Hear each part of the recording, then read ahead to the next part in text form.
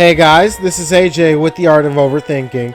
This is going to be a sort of discussion, quasi-rantish kind of video. I want to discuss the golden age mentality that you see everywhere on the internet and on the news and on television. You know how it goes.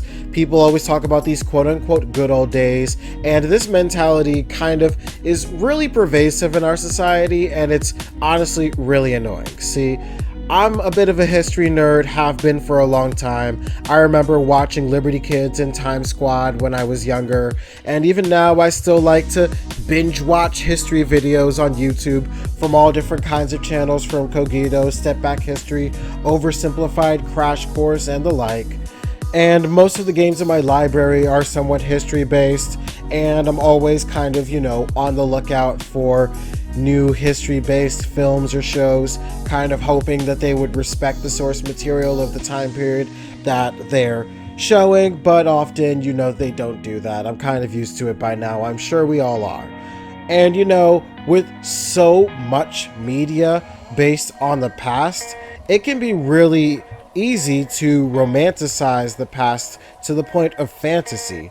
So much so that it's common to hear people say something along the lines of, things were better back in the 50s, things were better back in the 20s, back in the 30s, blah, blah, blah, blah.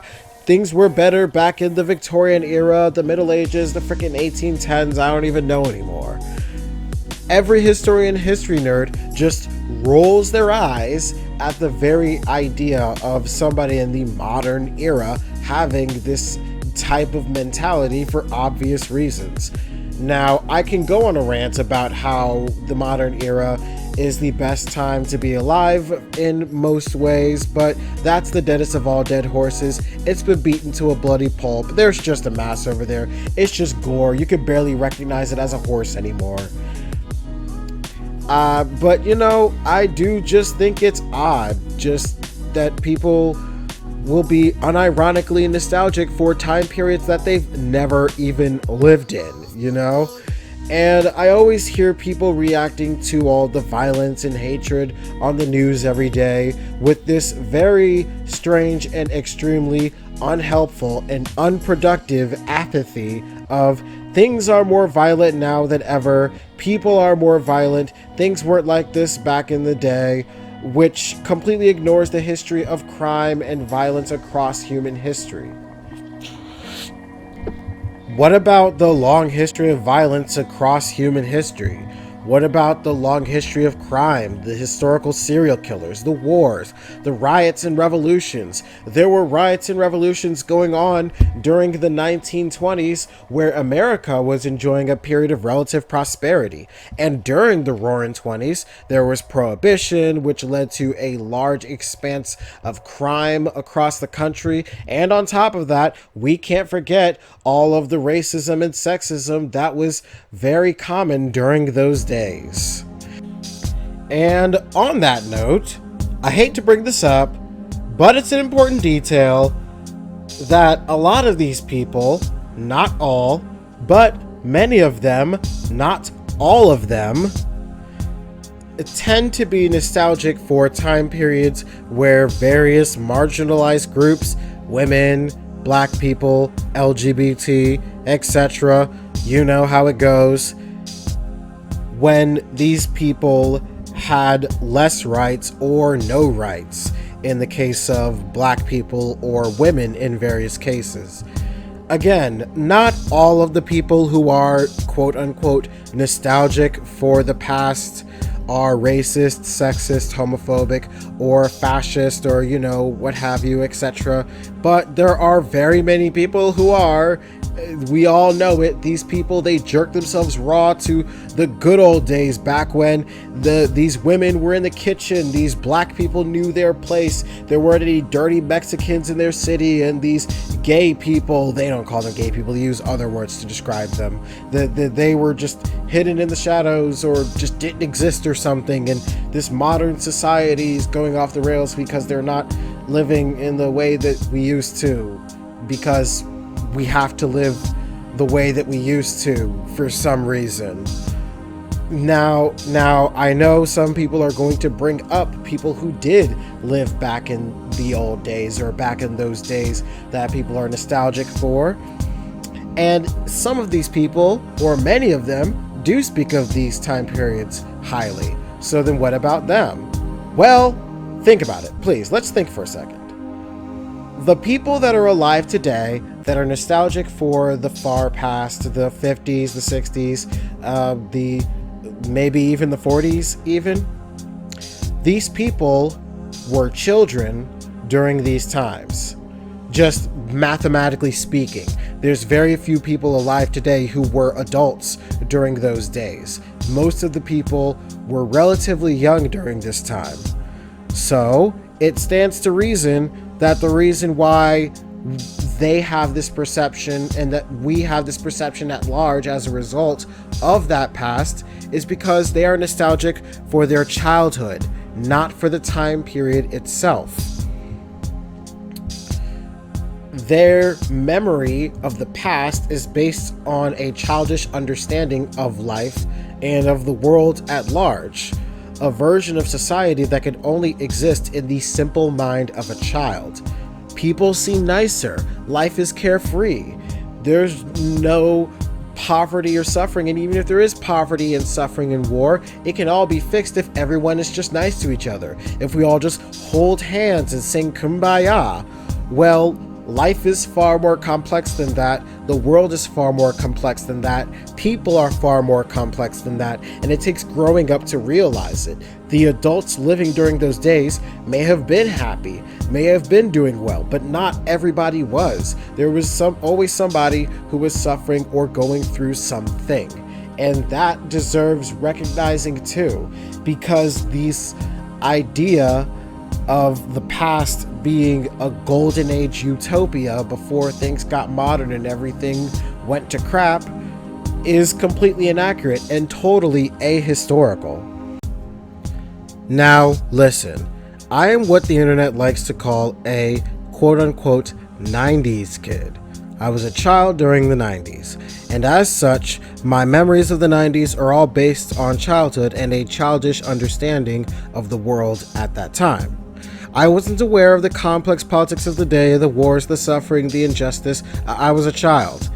If you notice, most of the 90s kids videos and posts and articles from BuzzFeed and others like it that peddle 90s nostalgia focus on the cartoons, the sitcoms, the toys, the fads, the slang, the dances, the games, not the politics or any of the other complex adult issues of the day. All of it is based on childish understandings of what it was like to live during those days. While those are important aspects of living during the 90s, they weren't the entire spectrum, and that's the problem with when you have this good old days mentality. It skews it, and it changes what it is to what people would like it to be. But that's not reality. Again, it's ahistorical. I can't let my childhood memories cloud my judgments of the 90s. I have to judge the 90s by themselves, by what happened during that time period. And again, as it turns out, the 90s was not the golden age time period that the internet for some reason wants you to think that it was. Another thing that is annoying about this good old days misconception of history is that our visions of the past and what it was like is based on a multitude of socioeconomic factors that make those lifestyles possible. Like the middle-class lifestyle of the 50s was not the life of everybody. There were still poor people. There were still people who suffered with disease. This is post-World War II, so a lot of people suffered psychologically from the memories of the war. And you could go back to the Victorian era. Every time you imagine the Victorian era, you imagine the beautiful dresses, the fancy balls, the carriage rides, the artwork, the music, the operas, on and on and on. But we don't think much of the brutal factory living, the horrendous conditions of the people, the poor houses. We don't talk much about the poor houses that people would live in, these horrendous conditions. And we don't think about that because our imagination of the Victorian era is based on the socioeconomic statuses of the rich, of the well-off. If you did live back in those days, chances are you would be in a poorhouse too. You would be in a factory too. You would be working horrendous conditions and living in cramped housing spaces. There's a very small chance that you would be part of the royal class, the upper class, the noblemen. We remember the Renaissance for the beautiful artwork and the crazy political intrigue that was going on during the time, but we don't think about the lives of the poor people, that a lot of these interesting movements in society largely went over their heads because they were still living on farms, they were still going about their day as if almost none of this really happened. Most people didn't even know who Leonardo da Vinci was. And that's very interesting when you think about the past. The fact that our perceptions of the past are based on the socioeconomic statuses of those who write it, of those who tell us about it, and those who live during those times, their own perspectives, and based on how old they were during that time. And it's that is really important for our society as a whole as we move forward with our understanding of history. And I'm going to just end with this. I love history. I love it a lot. And it's because of that I want us to have a more complex, nuanced discussion about history, about all the beautiful things about it, about all of the beautiful things about it, and all of the horrendous things about it too. It stands to reason that we have a lot going on today that people will look at in the past and skew it based on how the narrative is told in the future. And it's that realization that helps us understand how we look at our past and going backwards.